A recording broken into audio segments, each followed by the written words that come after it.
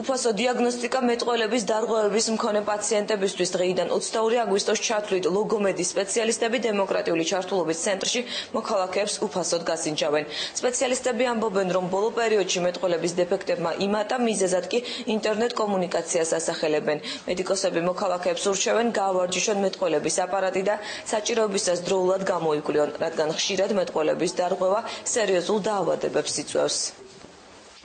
სიტყვიერ ურთიერთობებს ბავშვებს უკვე ურჩევნიათ მოზრდილებსაც კლავიატურის საშუალებით ურთიერთობა.